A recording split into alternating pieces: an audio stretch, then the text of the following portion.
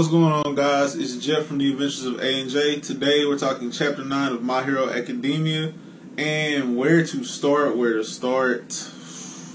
This chapter was great, man. I want to start kinda towards the end. The attack that Bakugo has, and I'm kinda like Deku, like, why did they give you that? The destructive capability, the DC of Bakugo, and like the built up sweat, the nitroglycerin sweat build up that he gets to pull the pin on. Oh my god, like, that's ridiculous. Now, moving back to the beginning of the chapter, I love the backstory where we get to see kind of why Bakugo has this disdain for Deku, and it's about when they were kids. Even though Bakugo like just fell and was in a puddle or a river, or he had fell or whatever, Deku tried to go help him, and it was the actual act of being looked down upon by someone he felt was inferior. Since that moment, he's been like, I'm going to torment him mentally. Like, something clicked where he's like, I don't like this. I don't like feeling like you feel like you're better than me. And it starts like this unwavering disdain that's become habit, and he might not have even intended for it to become what it is currently, but it's like he didn't like the feeling. He didn't enjoy the feeling of being helped, or not even being helped so much as someone he felt he should have been trying to help, going to help him. It ignited it. It flipped the switch in him, and that draws all the way back to right now where he's in this rage. Seemingly, he's calm at the same time, but he's enjoying what he's doing. He's enjoying the fight, and like it all meshes together very well. And I'm going to throw it out there now that Ida's going to be the best in this scenario because of how deep he's diving into the role of what the exercise is. And after that will probably be Ochako. But Deku and Bakugo have this back and forth going that's great for them as characters, and is going to develop them further down the line. But for this specific exercise, it's missing the point. Because Bakugo lets Ochako leave while he's supposed to be the one out there as like the front vanguard, stopping people getting close to the missile, the nuke, whatever. So he lets one of them go, and Deku's focus isn't on getting past Bakugo. It's on beating Bakugo, when his main goal should be, how can I get to this nuke or whatever. Like, they're both missing the point. And Ochako's personality was like, oh, it's not a real bomb, so like failure is okay as long as we learn from it. Where Ida is like, failure is not okay. I need to get as deep into this as possible. He's gonna be the MVP or whatever. He's gonna be the MVP, most valuable player. He's not player though. Most valuable person of this exam. And I'm really intrigued by the guy that looks like the Thing, like half of his body looks like the Thing from Fantastic Four. Because, every time we see him, he looks intrigued by what's going on, but it's like that sideways intrigue, like how, almost like when Sasuke would watch Naruto train, and he was like, oh, okay, like that's what you're coming with, like. And it's like he feels it's like a superior glance, but he's still enjoying learning from others. You get that kind of vibe from him.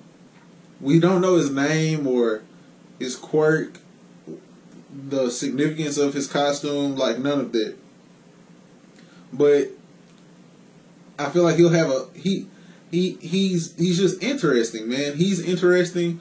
I think the guy with the bird head is interesting, and we don't get to see near as much of him. He's kind of like a shadowy kind of feel to him, like he's kind of somewhere in a corner. But like his design's interesting. Like he's all human, but he has a bird head. So does he turn full bird? Like, I just want to, I want to know more about them. And that's going to kind of be like the consistent thing so far with these first two chapters. Like, we're being introduced to people, and like slowly but surely we're getting an explanation on them. And that's just cool, man. That's cool. And Deku is using all that information he's gathered, and you can tell that he also respects Bakugo, cause he's studied, apparently he studied enough of Bakugo, or been bullied enough by Bakugo, that he understands Bakugo's fighting style, and is getting under Bakugo's skin a lot, that like Deku can like feel what's coming next just off memory alone. And as he gets more confident in his own personal abilities, like as he gets more confident in himself, man, he's gonna grow. Like, the potential for growth is there for him. He's a little crybaby-ish still, and understandably so. He's out to prove himself a little bit, not too much, but like in a weird way. He's out to prove that like he belongs more than that he's already there. So he's still like in the very beginning stages, but he's a very likable character. A very likable character. I can't call him my favorite. He's not. He's not even, just off design and like what we know, he's not even like a top 3 character for me. Because I like All Might and Eraserhead more than I like Deku right now. But he's growing on me a lot. He's growing on me a lot. That's a really good way to say it. There's a subtle vibe, and we just got through with the NBA playoffs, so I kind of made this reference. But the teamwork that Ochako and Deku have is better served from what we're seeing. They have teamwork where Bakugo and Ida are playing hero ball or isolation ball, where it's like, I'm gonna take my matchup, I'm gonna go one-on-one, you go one-on-one, everybody gets their one-on-one, but there's not like a strategy to it. Like, if that fails, it's passed, and then you go one-on-one. And we just got through the playoffs, and the Warriors pass the ball around, they spread the ball around, they get the best opportunity, they get the ball to the best spot. And that's what Deku and Ochako are doing, where they're communicating with each other, they're trying to form a game plan. They're trying to figure out like how they can do this well to succeed. And I feel it'll have similar results to where we were at with the NBA playoffs, where they'll come out victorious because they have better teamwork. There's a reason they were assigned teams and not like, hey, you're the villain, you go hide this where you want to, you're the hero, go find it. You have to stop them from finding it. Like, there's a reason that they're in teams. They didn't just put you in teams for fun. Like, you're in teams to demonstrate teamwork, and they have the better teamwork versus Bakugo and Ida. No. Oh, yeah. So now I can go ahead and get fully into like my geek out over the blast that Bakugo has, because his fighting style is so well in tune with his quirk that like you can tell the one thing he's missing is a long range attack, and he also kind of needed an attack that he can use that doesn't take like a lot of physical. A lot of his fighting styles up close or even mid, like the mid-range blast. So something long-range that he didn't have to go exert himself for was a great touch for the costume. And I also have a feeling that he asked for that knowing like how he fights. Like, I feel like, and they say it, like his natural ability to fight is outstanding. And someone comments that he's like scary. So there's like that pool of like, it's hard to like you because of your personality, but you have to respect how he is combatively. And he really, I feel like he had to have asked for that. He had to be the one that's like, hey, I would like to do this, and I would like this with my suit. Now, the same way he probably asked for that, he asked for knee pads to kill people with. Like there's still that in his character, and it's a slight. He's gonna go back and forth on the line between villain and hero for this entire series probably, or until he has like a defining moment that makes him tilt one way or the other. But I just really like they use that, man. And let's see here. I think it's natural for Bakugo, and I want to read this the way my notes have it, so excuse the way that I'm finna look down real quick. I've been looking down anyways. Between Bakugo and Deku, it's natural for Bakugo to feel the way he does about Deku. And not that it's right for him to feel that way, but it's natural. Because mentally he's been put on this pedestal. He's been told by everyone, he's been told by teachers, and I'm sure by his family and his little group of friends that he's the best, and you're the best, and you're going to be the greatest hero, and all the while, in his own world, yes, he believed it, but he had never been challenged seriously before now. And so, with someone he grew up with, who he always felt superior to, now presenting a challenge, it's natural for him to feel anger towards that person, some resentment, and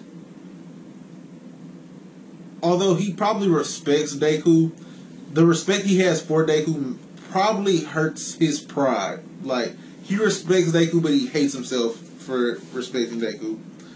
And he's been validated this whole time that, like, your physical gifts will get you wherever you need to go in.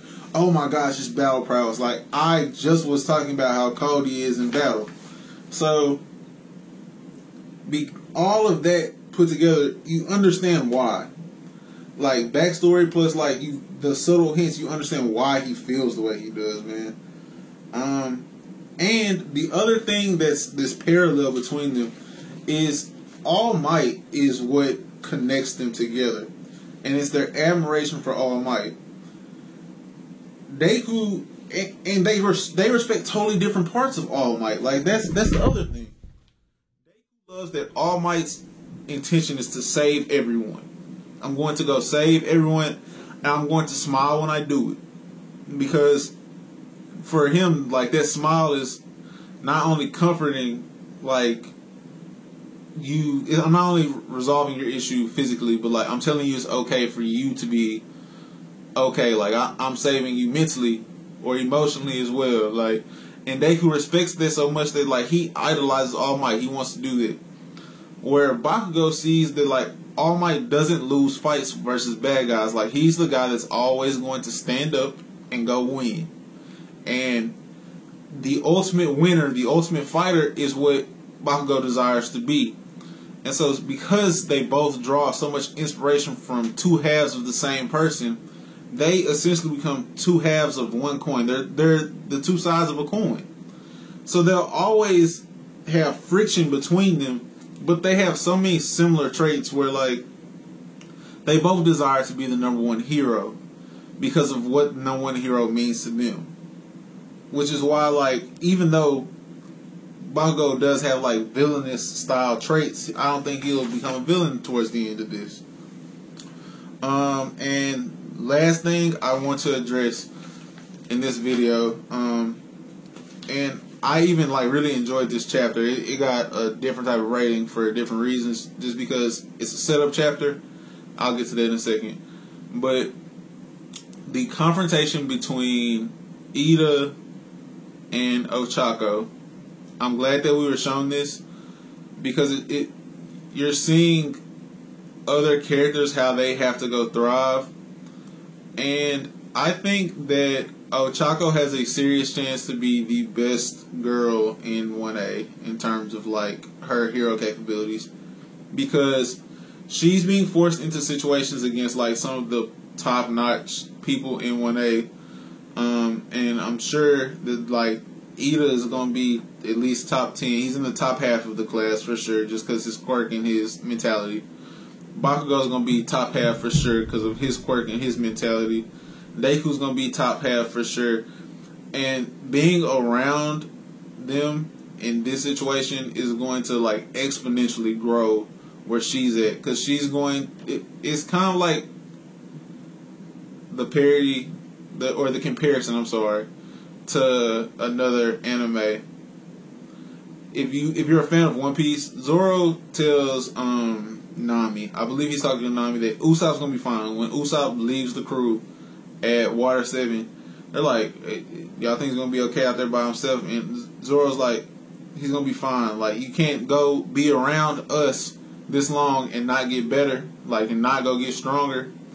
It's where like you have to either you would fold or you grow, and that's the kind of situation I see her in, where like she's being forced to grow. This chapter was a 6 out of 10 for me, for the pure fact that you can tell it's set up for a big climax.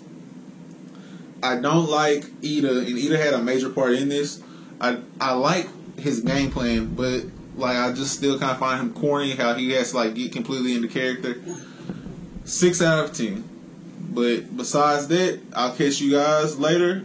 Subscribe, like the video, share, comment, tell me what you liked about the chapter, and as always, stay positive, guys. Peace.